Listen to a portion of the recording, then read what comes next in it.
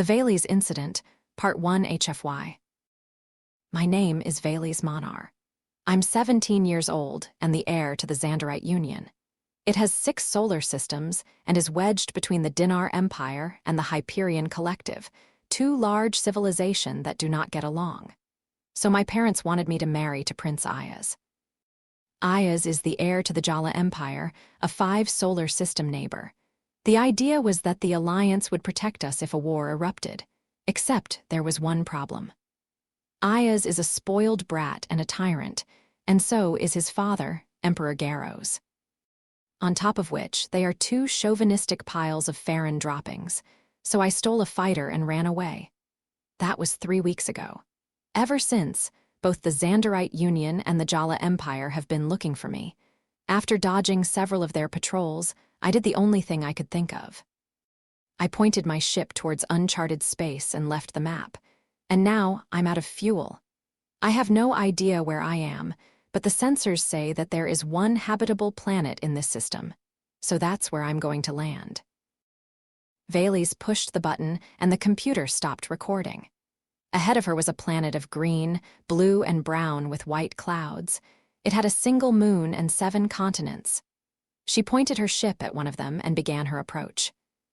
As she entered the atmosphere, heat began to build up around the small vessel. And then the power went out. Her fighter began to plummet towards the surface. Vaelis didn't panic. Instead, she rerouted what she could to the reaction control system and tried to restart it. It took 4 attempts, but she managed to get them going. She fired them for all they were worth, causing her descent to level out. 10 seconds later, she hit the surface. Dr. Peter N.D. Levu was sitting behind his laptop, working on a report for his boss. 32 years old, Peter had worked for the Bloemfontein Police Department since he was 16 years old. His job wasn't glamorous, but it was important. Every day, he autopsied victims and did his utmost best to get families and his colleagues answers. He lived in a small apartment on the 7th floor of a 12-floor tower at the very edge of town. Peter finished his report and had just sent it when the power flickered. And it wasn't just his apartment. It wasn't even just the building. No, the whole street went dark for a moment. What the? Peter saw his reflection in the glass as he looked out. His father, Dennis, was Caucasian, his mother, Regina, was dark-skinned. And both of them were deeply in love with one another. It hadn't always been easy, but they had beaten the odds and stayed together. Besides Peter, they had 3 younger children, 2 more boys and a girl. As a result of his mixed heritage, his skin color was between his 2 parents. The power came back on just as Peter spotted a bright trail in the distance. Something was coming down to Earth, and it wasn't coming down gently, but Peter needed sleep, so he started getting ready for bed. Vaelis woke in a world of pain. The fighter had done its job.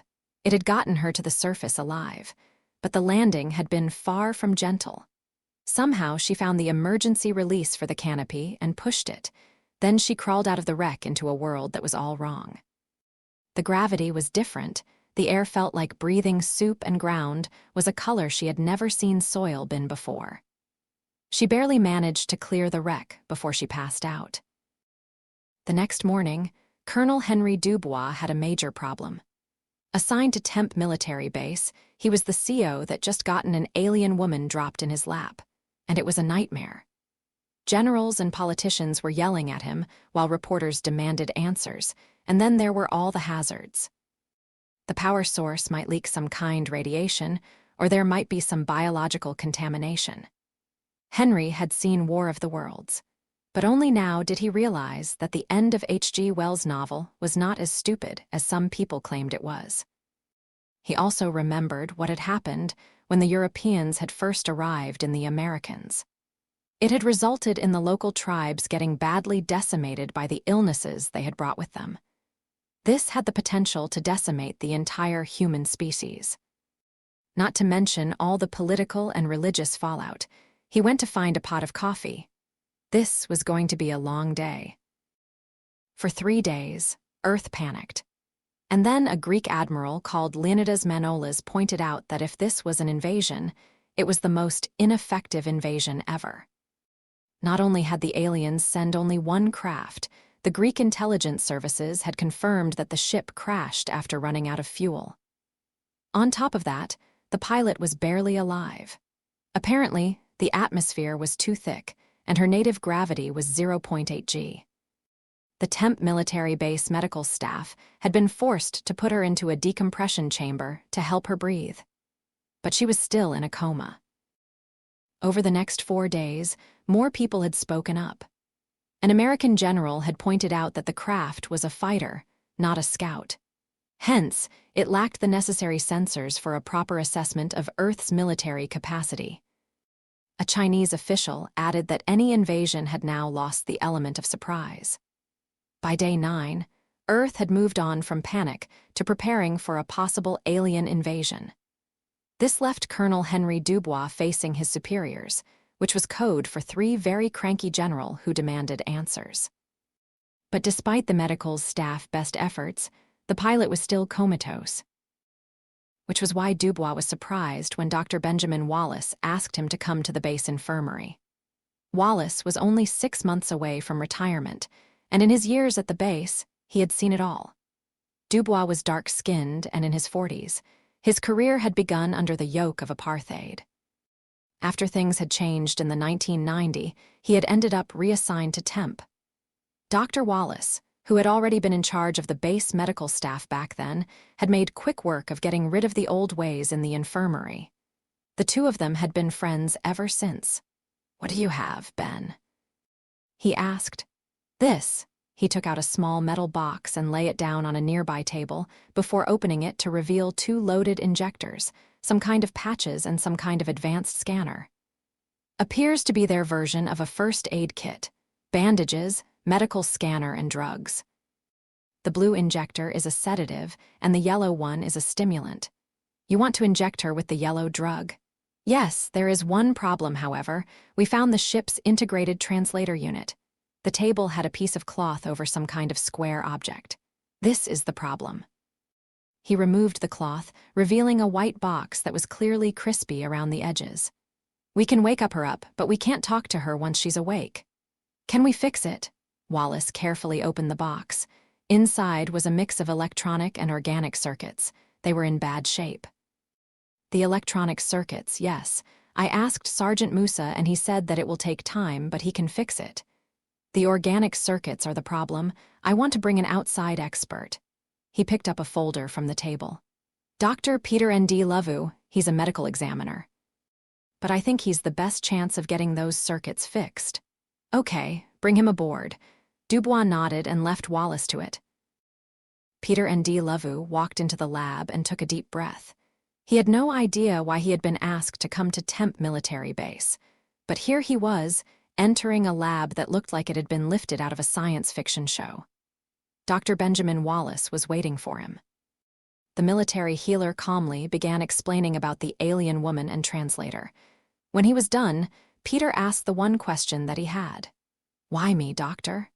"Because I believe you can fix the translator. And because I think it will help this situation if somebody who isn't wearing a uniform has the first conversation with our alien guest." "Sounds like a plan." Wallace led the way to a nearby bench, where the translator unit was waiting. Peter could see that somebody had already fixed the electronic parts of the device. He took a moment to study the organic circuit, then got to work. This time, there was no pain when Vaelis woke up. She was on a bed in a white room with curved walls. It appeared to be a cylinder.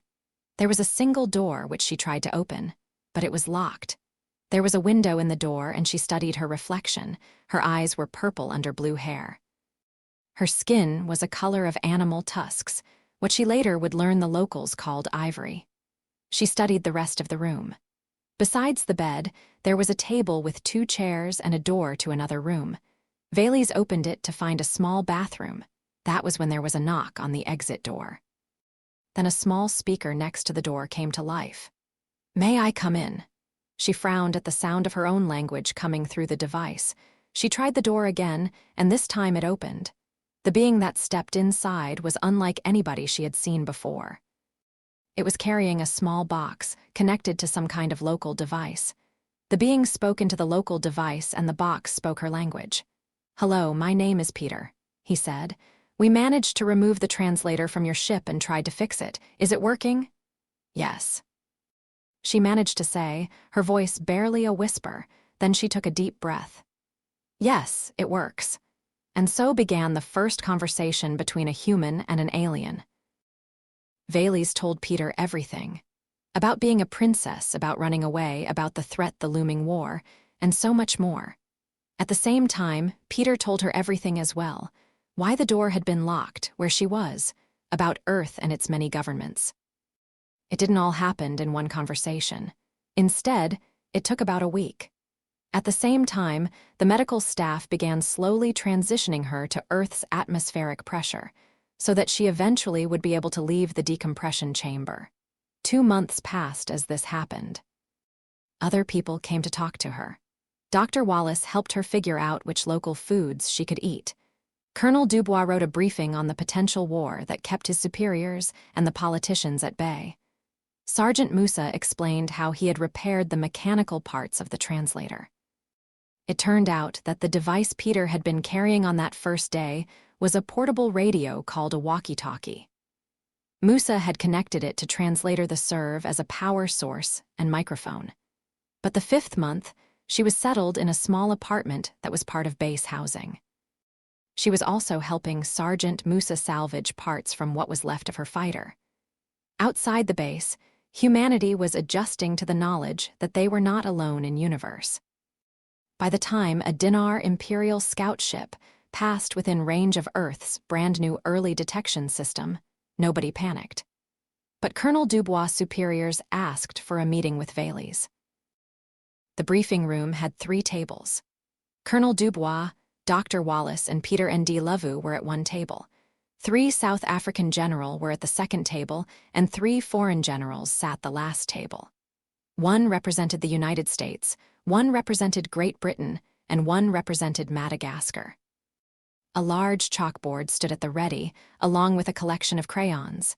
Vaelis entered the room.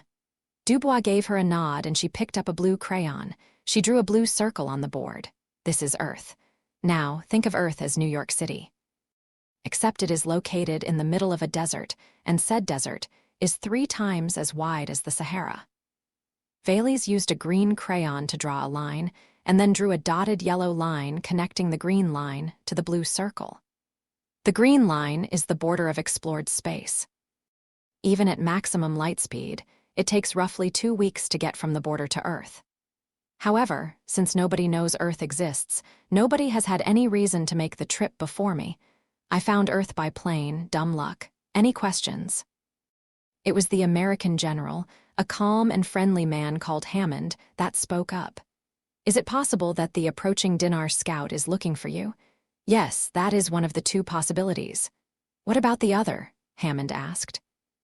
The scout could be trying to figure out the width of the interstellar desert. Earth is located roughly 1/3 of the way into the desert, but I was only able to learn this after combining data from my navigational computer with Earth star charts. The Dinar Empire doesn't know this. Now, not the entire desert is this wide. There is a narrow area called the Jinako Realm, which has 3 passages that allow for much faster crossing. Instead of weeks, crossing only takes 2 or 3 days. Who controls these passages? The British general, a woman called Barbara, asked. The Dinar Empire controls the Centauri Passage, while the Hyperion Collective controls the Delta Omega Passage.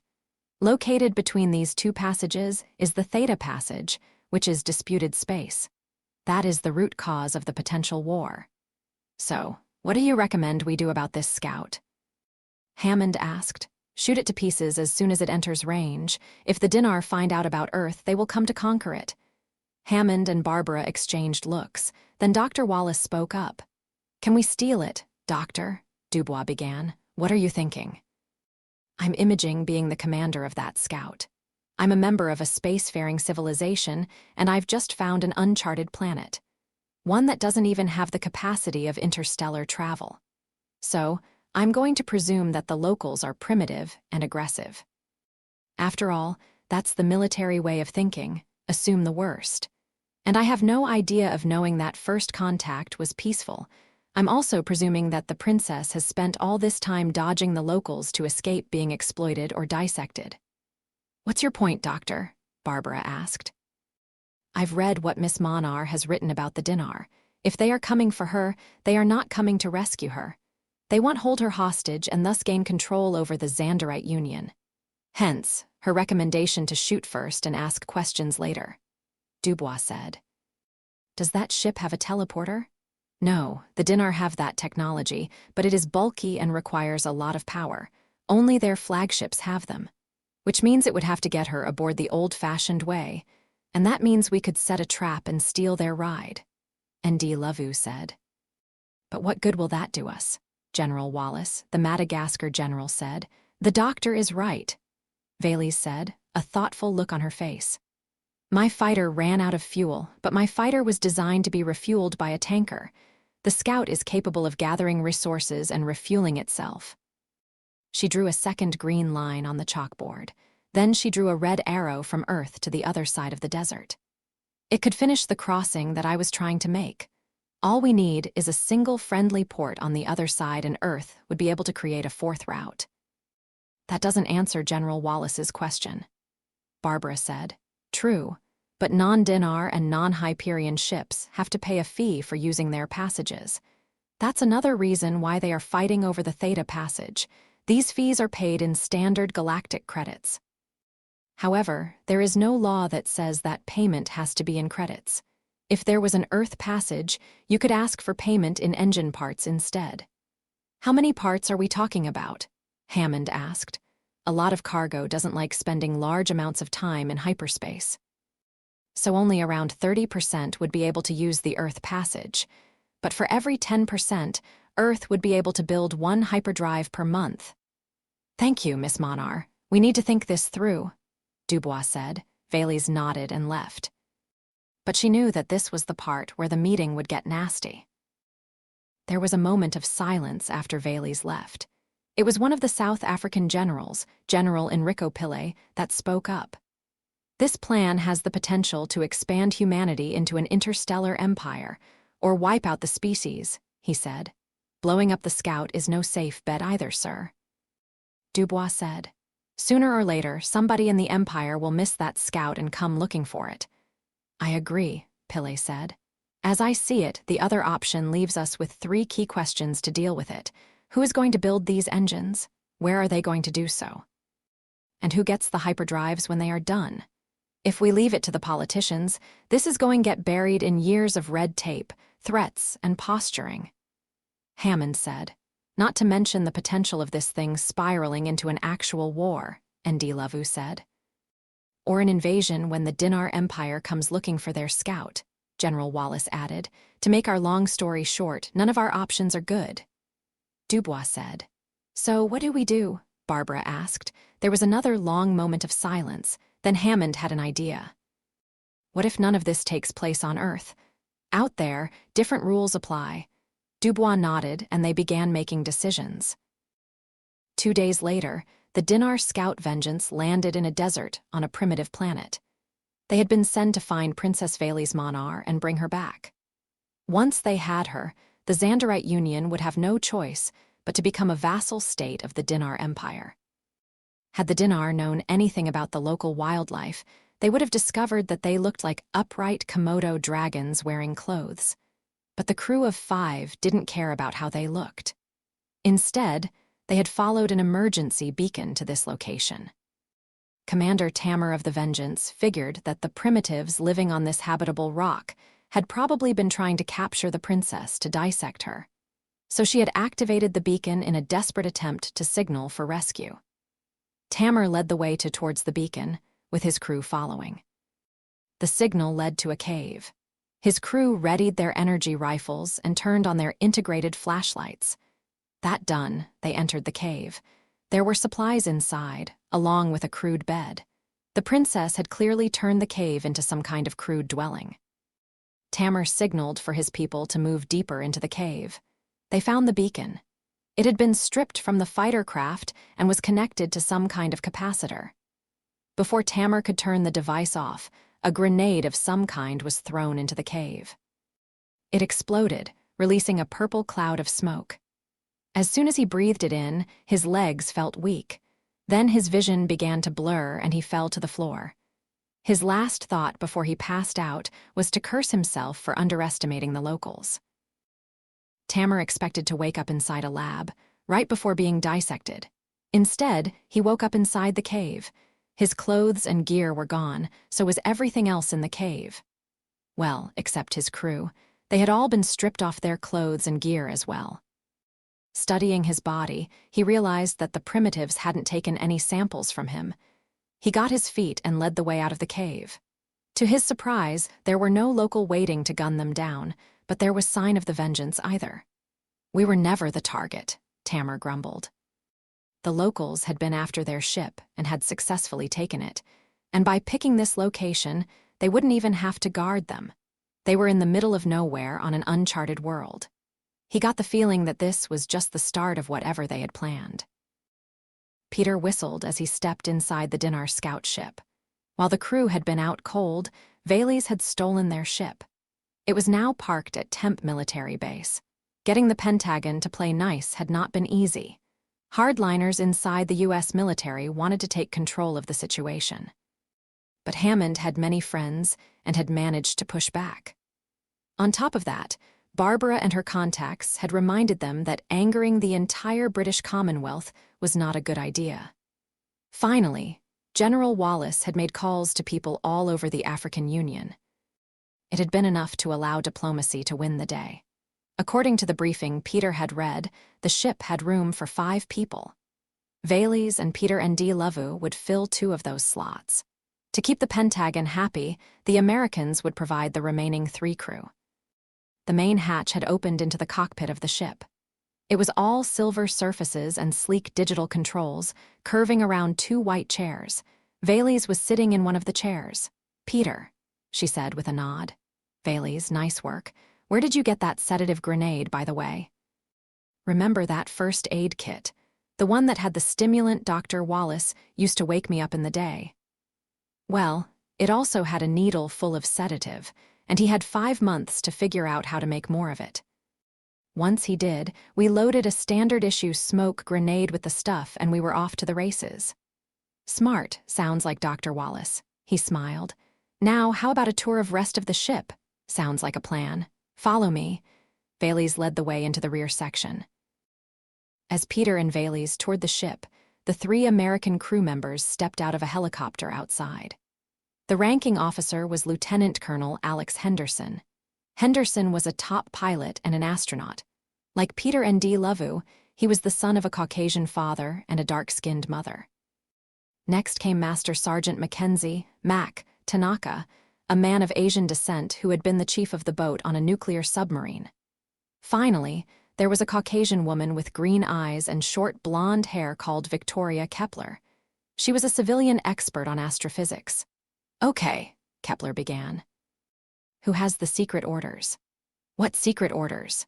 Henderson said. "Oh, come on, I've listened to enough HFY stories on YouTube to know that this is the part where one of us turns out to be a spy for the Pentagon hardliners and pulls a gun before trying to kill everybody. Or flush us all out the airlock," Tanaka said. "That is such a cliché." "I vote we don't do it," Henderson said with a smile. "Now, let's go meet this alien princess." They headed for the alien spaceship. This was going to be an interesting day. The meeting had been a bit awkward at first, but in the end, the mood had slowly begun to thaw. They had spent 6 hours getting the Vengeance ready for her long trip. And now, they were blasting into orbit with Vaelis and Henderson behind the controls. Behind them, Kepler, Tanaka, and N.D. Lavu were watching as they cleared Earth. "Hold on, here we go," Vaelis said as they operated the controls. "Course plotted. Do you want to push the button, Colonel?" "Yes, please." He pushed the button to engage the hyperdrive. "Warp speed, Mr. Sulu." Vengeance jumped to light speed without any issues. Then Vaelis and Henderson turned away from the controls. "Okay, time to discuss where we are going," Vaelis said, before pushing a button. A holographic map appeared in the middle of the group. "Say hello to the Sayora Empire." "Very tyrannical. rules with an iron fist and covers the bulk of area beyond what we are now calling the Terran stellar void. Luckily for us, there is a loophole. Vaelis pushed several buttons, and the map zoomed in until it only showed one solar system. The system had a yellow star and only 2 planets with an asteroid belt between them. Called System L8 on the Saoran maps. However, anybody who has been there calls it landfill, because that's what the whole system is. The Saora Empire has been dumping stuff there for years. But here's the important part. She zoomed the map in even further, revealing a small town on one of the 2 planets.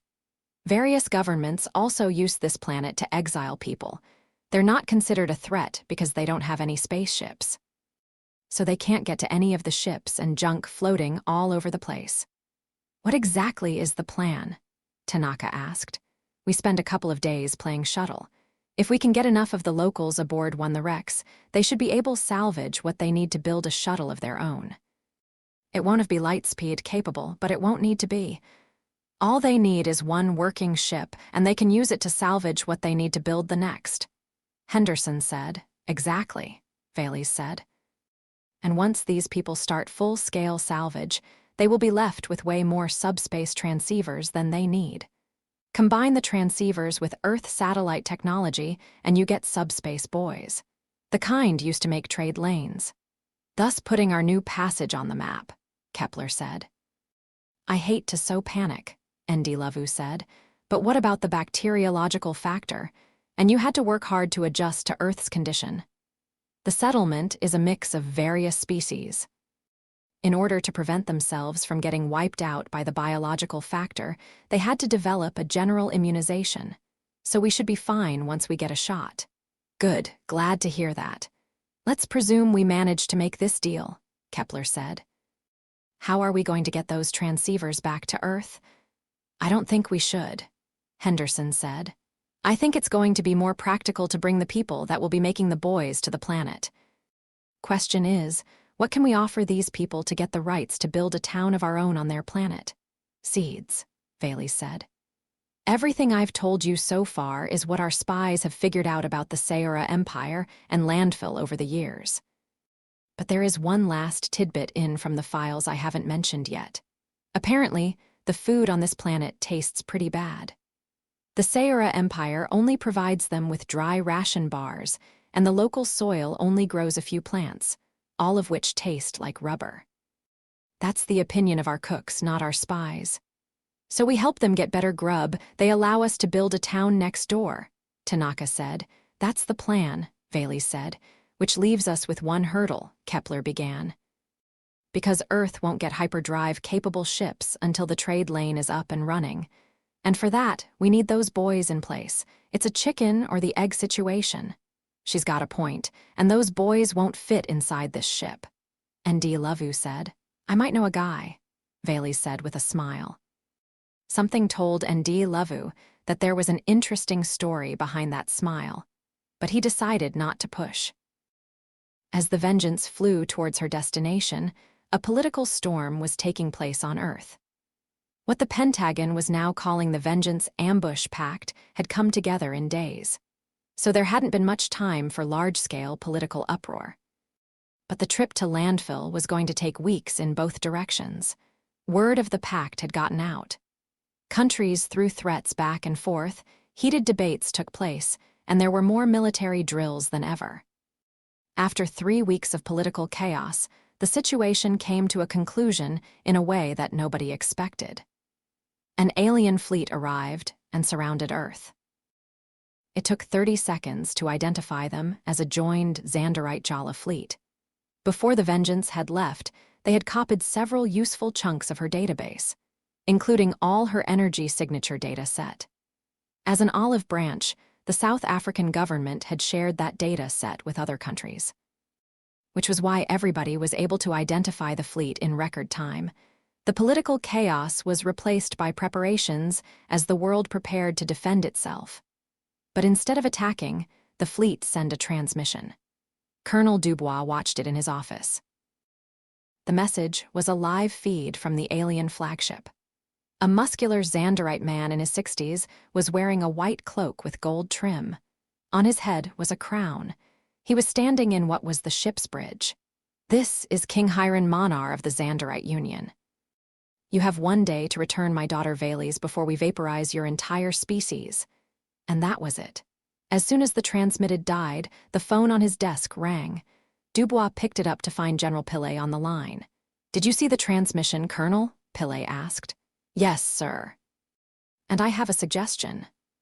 Dubois leaned back in his chair and explained what he had in mind. King Vaelis sat in his command chair and read the human reply to his demand. From their scans of the world, they had learned that the humans had argued amongst themselves. Then, they had transmitted a set of coordinates to the flagship. Vaelis opened a panel in the armrest of his chair, revealing a set of controls. He pressed several buttons and gave an order. 30 seconds later, a scout vessel launched towards the provided coordinates. The air in front of Vaelis shimmered as a holographic screen formed. It showed 4 feeds from the scout vessel's external cameras. Queen Seraphina entered the bridge and stood next to her husband. "You think they will hand her over?" she asked. "They are primitives." Vaelis was a fool to hide here, amongst people who do not have the means to protect her from our wrath. "They will hand her over. They have no other choice." The scout had landed. Now the screen showed feeds from cameras on the uniforms of the crew as they exited the craft. They were wearing exoskeletons to protect them from the local gravity. Breather masks and oxygen tanks kept them separated from the planet's atmosphere. The coordinates led to a cave, which the crew entered carefully. Inside were 5 naked dinar. Vaelis' fingers dug into the armrests of his chair, while Seraphina burst into laughter. "No other choice, defenseless primitives," she cackled. "They played you." Vaelis formed a fist and pounded the left armrest of his throne. The combined fleet had been too big to leave charted space unnoticed. There was no doubt in his mind that Dinar's stealth craft were watching the whole exchange. If he glassed the planet with Dinar on it, there would be war. So he would have to follow the official protocol. That meant that he would have to send a message to the nearest Dinar outpost, which was 4 weeks away. And then it would take another 4 weeks for a Dinar warship to arrive to pick up the crew.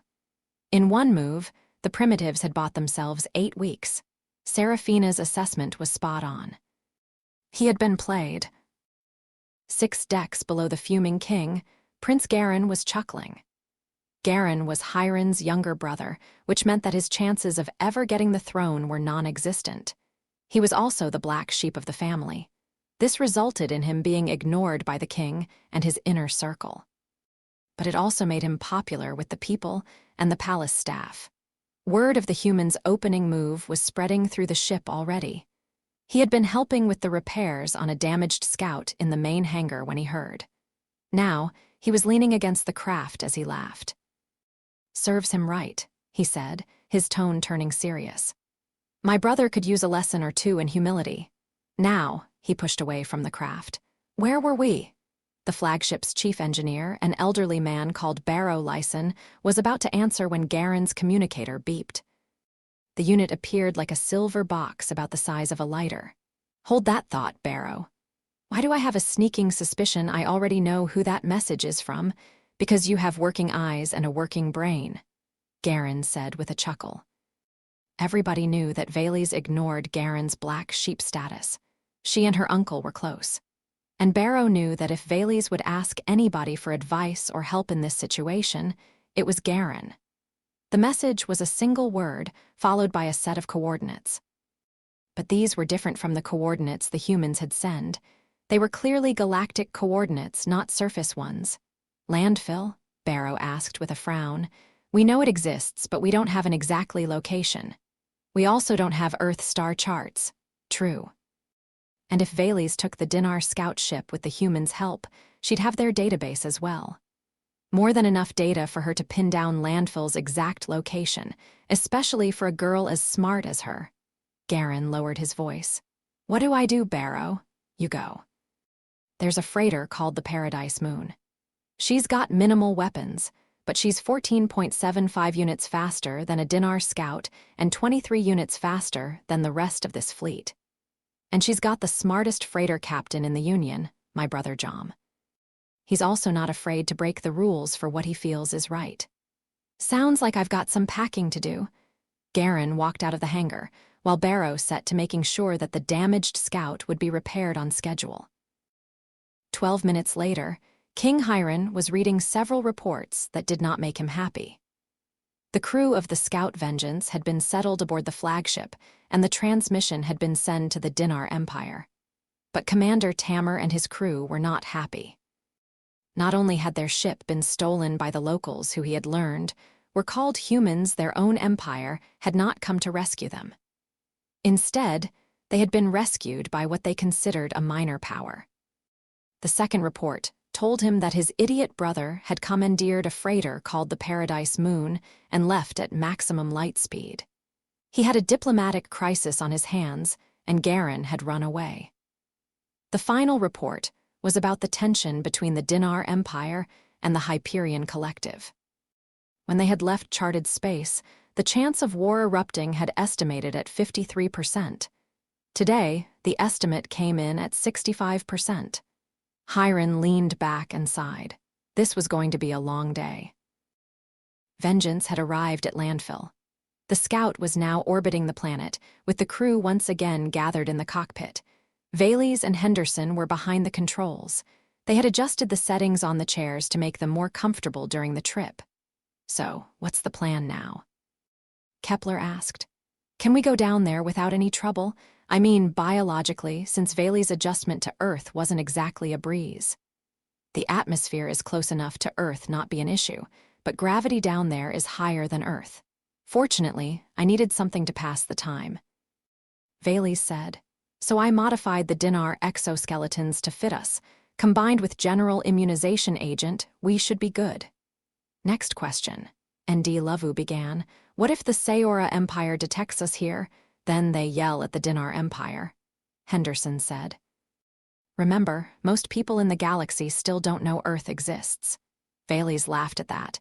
Humanity might be new to the stage, but they were quickly learning how to play the game.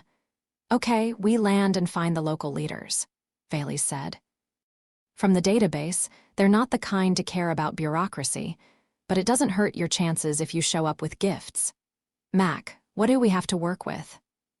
4 bars of chocolate, 5 Dinar energy rifles with 10 energy cells and a recharger unit, 1 spare Dinar spacesuit, 2 MREs, and 4 water flasks.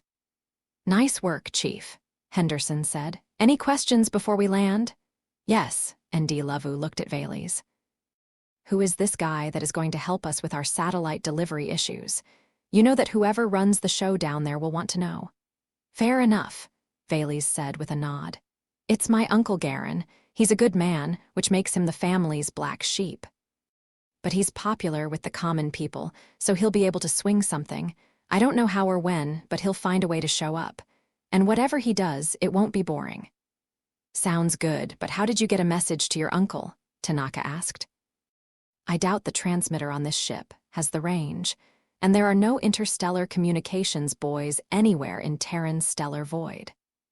I repurposed a decommissioned Russian satellite. I figure it is only a matter of time before my family comes looking. When they do, the satellite will detect Garen's communicator and transmit the message. His communicator has a unique program. Without it, the message will look like random background noise. So only Garen can read it, N.D. Lavu asked. Yes, Vaelis said. The only thing I don't know is when my uncle will show up, but he will come. Okay, take 2, Henderson began. Any questions, or can we get to the landing part of the plan? There weren't any questions, so Vaelis and Henderson turned towards the control and began the landing approach. To be continued.